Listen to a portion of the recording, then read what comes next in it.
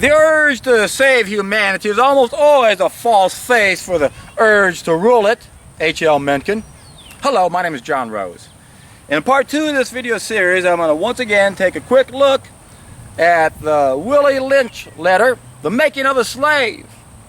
In this part 2, I'm going to take a closer look at one of the things Willie said you have to do. He said you have to make a list of the differences, and then you make them bigger. Remember, my friends, the people who are sick enough to do this, the people who rule the world, are psychopaths. They're con artists. They're masters of illusion. And the M.O. of a psychopath is divide and conquer. The urge to save humanity is almost always a false face for the urge to rule it.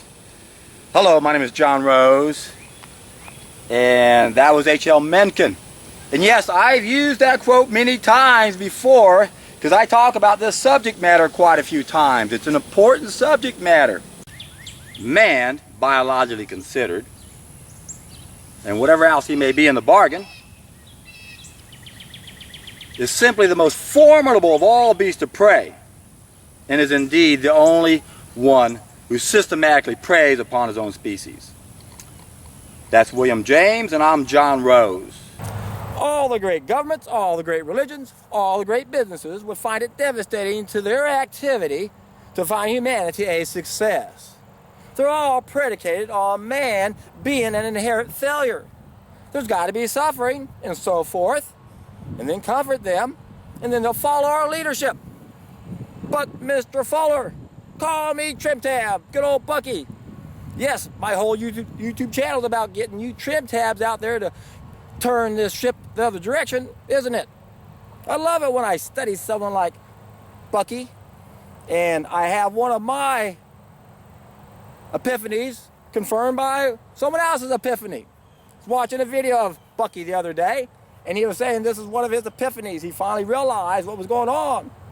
All the great governments, all the great religions, all the great businesses, they'd all be devastated if we weren't so sick and we're suffering. There's got to be suffering for the status quo to remain the status quo. That's why all of our so-called experts are clueless when it comes to this. Doctors will have more lives to answer for in the next world than even we generals.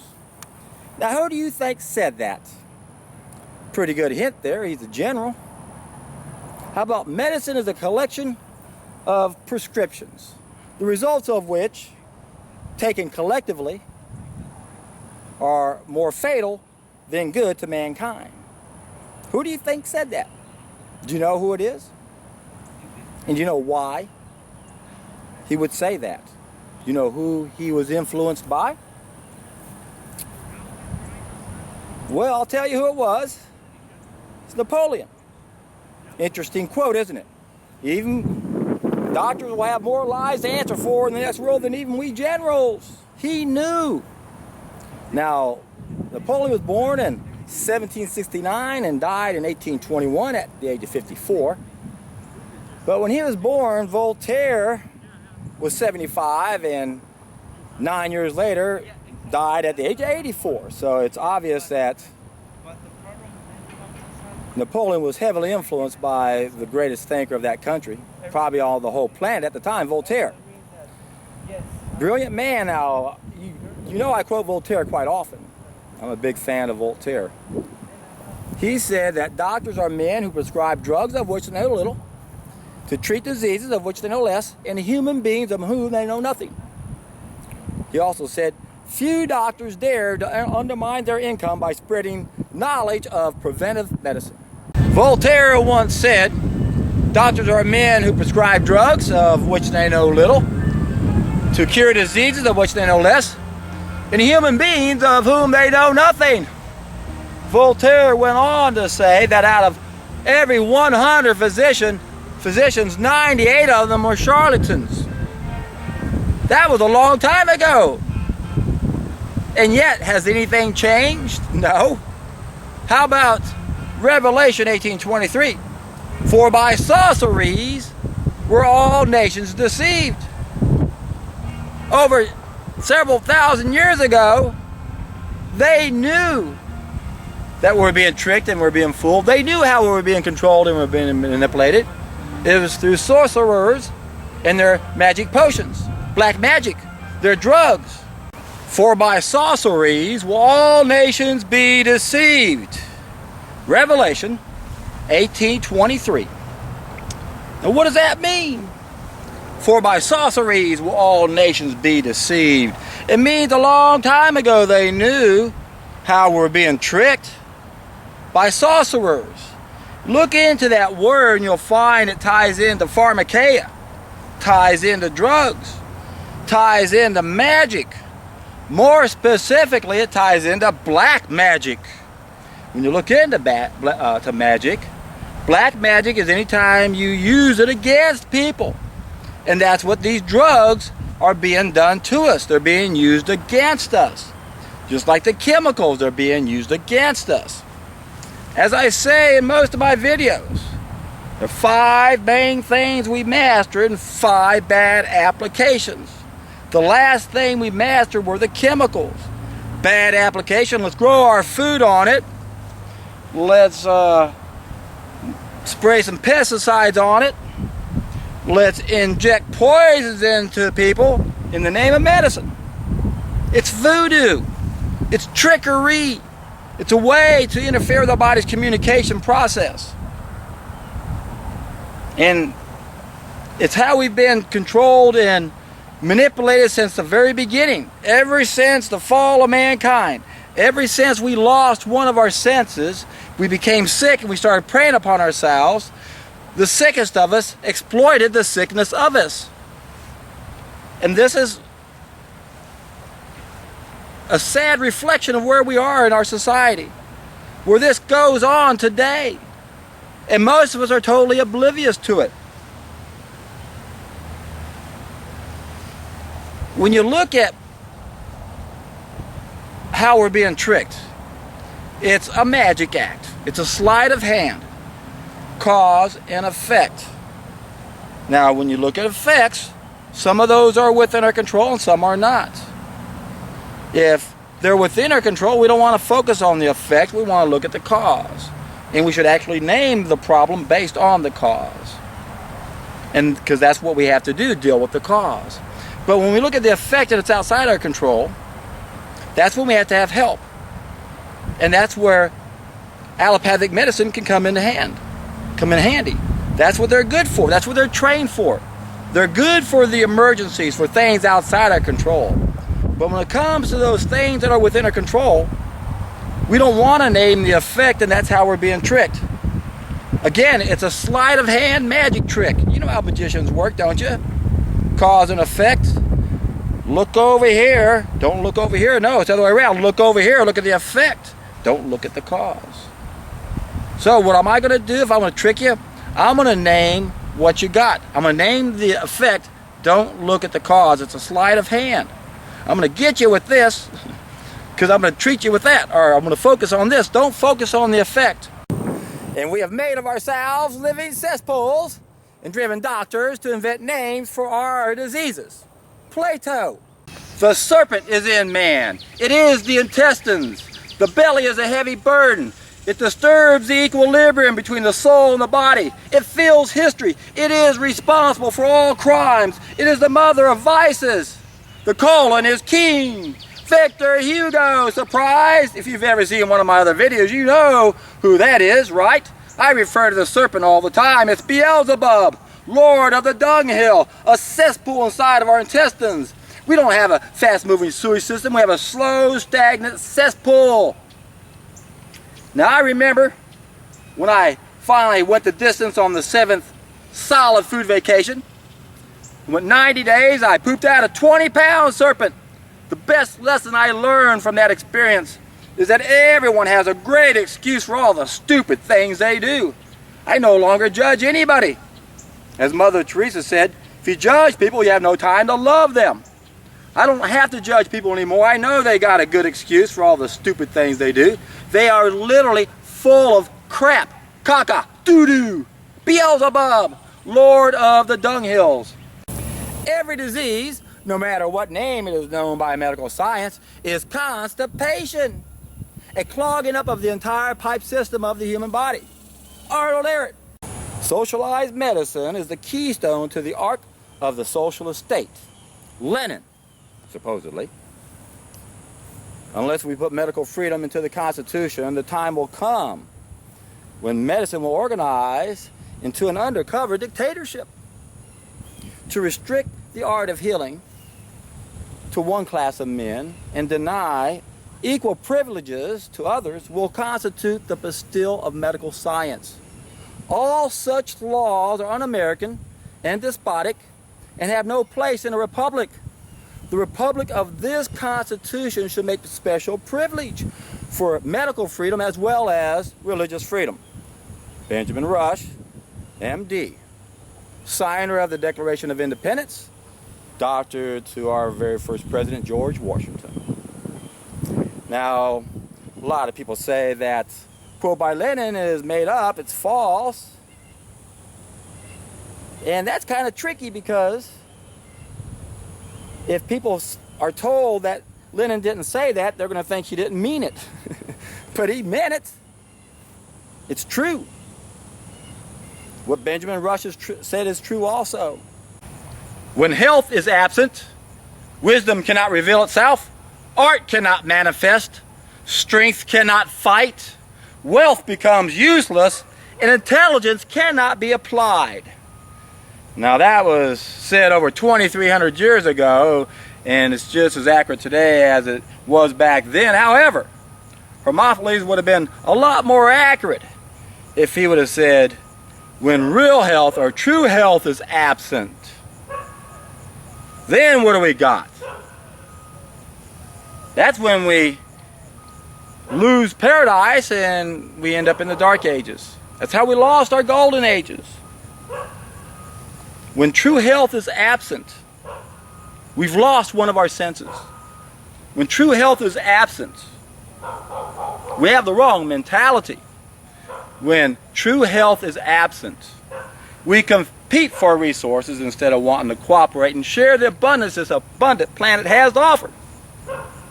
When real health and true health is absent, we end up with hundreds of thousands of problems that are virtually all within our control. Indeed, wealth is useless. You can take the richest person on this planet, and if they're in ill health, I guarantee you they'll trade every penny they got to trade places with the guy out there sweeping on the street that has vibrant health, real health. Nothing's more important than health, and you know that if you watch any of my videos, because every video I talk about has to do with us being the best that we can be, to illustrate that we play a role in the collectiveness of our problems. When health is absent, we have war and crime and violence. We've got the wrong mentality. Until man duplicates a blade of grass, nature can laugh at his so-called scientific knowledge. Remedies from chemicals will never stand in favor compared to the products of nature. The living cell of the plant, the final rays of the sun, the mother of all life. Thomas Edison, John Rose, and welcome to my YouTube channel. I love that. Until man duplicates a blade of grass, nature can laugh at his so-called scientific knowledge. Remedies from chemicals. How many times have you heard me tell you guys there are no chemical solutions for lifestyle-related problems? And I find it interesting that Edison died in 1931, about a decade before the chemical revolution, where they really started using that. The Satanists, the people who rule the world, the powers that be, started using it as black magic. But Edison was aware of it already before we started growing our food on artificial fertilizers and spraying with pesticides and genetically modifying our food. It's even mentioned in the Bible. Revelation 18:23. For by sorceries were all nations deceived. They were warning people back then about the sorceries. When you look that up and you find out what it's all about, it's about drugs. It's about magic. Black magic. Things that are used against us. Until man duplicates a blade of grass, nature can laugh at his so-called scientific knowledge. Remedies from chemicals will never stand in favor compared with the products of nature. The living cell of the plant, the final rays of the sun, the mother of all life. Thomas Edison. Now, Edison died in 1931 when everything was organic until the chemical revolution in the 40s. And that's significant because of what Edison said. Remedies from chemicals are inferior to the products of nature, so what has been done to us is those products have been adulterated. The chemical revolution kicked in. We started growing our food on artificial fertilizers and spraying them with pesticides, making the plants weak. That's why they had to spray them so much. And this is all by design, my folks. Everything we master can be used against us and become a weapon system. Fifth thing we master with chemicals. Now, they've been using this against us for a long time. It's a form of black magic. All these things we master and are used against us is what's known as black magic. Diet, injections, and injunctions will combine from a very early age to produce the sort of character and the sort of beliefs the authorities consider desirable. And any criticism of the powers that be will become psychologically impossible. Bertrand Russell wrote that in his book, The Impact of Science on Society, in 1953. Now, I can relate to this book quite well because I was born in 1954. And I can remember how I've been conditioned ever since then. And this is what we're talking about. In order to understand that quote, you have to understand who Bertrand Russell was, and you have to understand that he belonged to the Fabian Society. Now you have to understand, well, what the heck's the Fabian Society? Well, the Fabian Society goes back a little over 100 years ago. The powers that be, who've been ruling us for a really long time, got together and said, look, we got to be really careful now how we change things. These people are waking up. Remember, they're the Goliath. We got to be careful. Can't have them wake up too soon. We got to be careful how we control them. And it's a long-range plan they have that they put into effect a long time ago to control us. And look how they're doing it. Diet. Again, look at when this was written, in 1953. This is shortly after the chemical revolution. This is when they had the audacity to grow our food with NPK, 3 minerals, and expect that to produce food. Look, it's an illusion. It's food. See, that's who the powers that be are. They're magicians. That's how they do everything. It's just a big con. It's a big trick. It's how they're doing it. And now that the plant is sick, oh, we got to protect it against the pest. So now they come up with these pesticides. Now, these are neurotoxins that paralyze the insects. Pesticides poison the nervous system. Pesticides kill living systems. Humans are living systems. These people are literally poisoning us on purpose. Diet, injections. Again, they're poisoning us with injections. Oh, but John, the vaccines, they cured polio. No, polio was caused from the pesticides DDT. These clowns, again, you got to understand who's behind all this. When you look at Thomas Rivers, the father of modern biology, he worked with Rockefeller.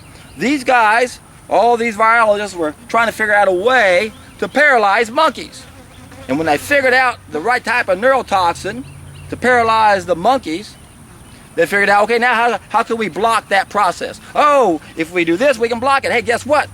Hegelian problem, reaction, solution. The problem, look, you guys are being paralyzed. How did that happen? We're going to put this poison on your food. And then when you come down with it, we're going to go, it's a virus. We have an antidote. It's all a trick. It's a magic act. It's to keep us from taking responsibility, my friends. Diets. Our food is not food, it's an illusion. Remember, organic food has 5 times the biophotons as conventional food. So we're destroying 83% of these biophotons. Once again, it's a magic act. Look, it's food. It looks like food, tastes like food, not quite as good. It fills me up, but I'm not getting my biophotons. I'm getting disconnected. I'm more easily controlled. I don't have all of my senses. So diet's a big one. Now with the injections, again, the vaccines, in the name of medicine, this is all a lie. Vaccines, you cannot violate a law of nature and have a vaccine for it. That's to show you how stupid that is. How about if I invented a vaccine to keep you from catching on fire? You won't burn anymore. Here, you'll be the hit of the parties. Turn on the stove. Look at Johnny jump up on the stove. Looky, looky, looky, I'm vaccinated. Bullshit. It's voodoo. It's to convince you that there are things that are contagious. It's our lifestyles that are contagious, my friends.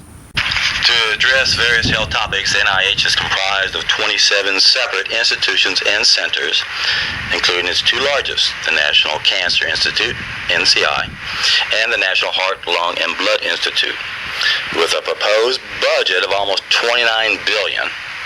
The NIH is the center of the government's gigantic medical research efforts. In terms of nutrition research, however, something is amiss. None of these 27 institutes and centers at the NIH is devoted to nutrition. We won't be hearing about exciting research on dietary patterns, nor will there be serious efforts to tell the public how diet affects health. Instead, the prevention and nutrition budgets will be designated for developing drugs and nutrient supplements. Almost all the billions of dollars of taxpayer money expended by the NIH each year funds projects to develop drugs, supplements, and mechanical devices. Our tax dollars are used to make the pharmaceutical industry more profitable.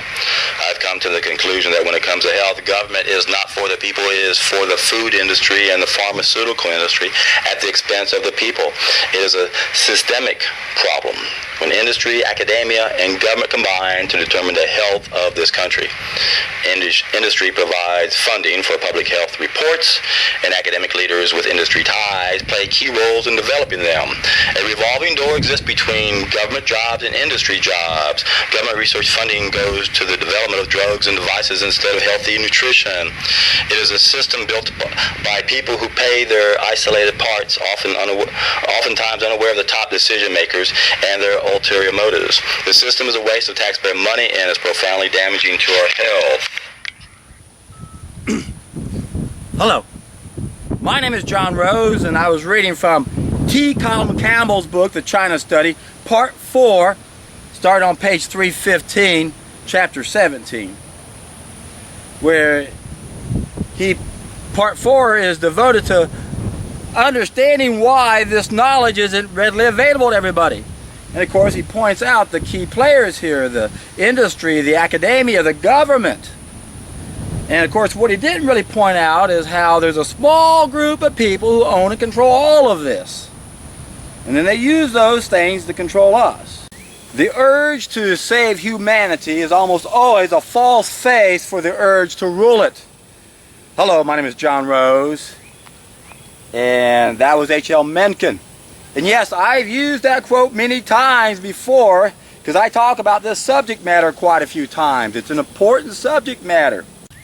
Man, biologically considered, and whatever else he may be in the bargain, is simply the most formidable of all beasts of prey, and is indeed the only one who systematically preys upon his own species. That's William James, and I'm John Rose. And William James, I'm real fond of, he coined the phrase, the stream of consciousness, was a Harvard professor, started out teaching anatomy and physiology, then he switched to psychology, and then to philosophy. Which explains why he also said, the greatest revolution of our generation is the discovery that human beings, by simply changing the inner attitudes of their mind, can change the outer aspects of their lives. The greatest weapon we have against stress is our ability to choose one thought over another. William James, John Rose. Think about that, my friends. We can change our thoughts and we can change our world. We have the ability to choose one thought over another. We have to understand how profound that is. As Abraham Lincoln once said, we're just about as happy as we make up our minds to be. Happiness? That's nothing more than health and a poor memory. Albert Schweitzer. There is no record in history of a happy philosopher. H.L. Mencken. Of all men's miseries, the bitterest is this: to know so much and have control over nothing. Herodotus, father of history. What would you do if you discovered the most valuable knowledge in the world? Knowledge that in 1 year could save millions of lives, trillions of dollars, and eliminate virtually all of our suffering. What would you do? Would you want to prove it to yourself? And if you did prove it to yourself, what would you do? Would you want to help people? Would you want to share the message? And if you shared the message and you found out that most people didn't want to hear it, what would you do? Would you give up? Would you try harder? What would you do? My friends, I bounce these ideas off people every day, all the time, and it's interesting to see the response you get, or I get from it, and you will get from it. Reminds me of something Winston Churchill said, to paraphrase him. Men occasionally stumble upon the truth, but most pick themselves up and hurry off as if nothing ever happened. Men who are occupied in the restoration of health to other men by the joint exercise of skill and humanity are above all the great of the earth. They even partake of divinity, since to preserve and renew is almost as noble as to create. Voltaire. Now you have to stop and think about how profound that is. And who is he talking about? Well, if you've seen any of my videos before, if you know anything at all about Voltaire, we know he's not talking about doctors, even in his day and especially in ours. He pointed out quite clearly that regimen is superior to medicine, and that out of every 100 doctors, 98 are charlatans. Only 2 are promoting the regimen, the other are pushing the poisons, the medicine. Voltaire even said, doctors are men who prescribe drugs of which they know little, to cure diseases of which they know less, and human beings of whom they know nothing. He even said, a few doctors dared to undermine their income by spreading knowledge of preventive medicine. What is preventive medicine? It's regimen. So it's time to get excited. It's time to do something that, as of now, very few of us have done. But when you go where few have gone, you will be able to see what few have seen. You'll be able to rise above the ideas of the time and understand what I say when I close every video. When you do this, you're in for a treat.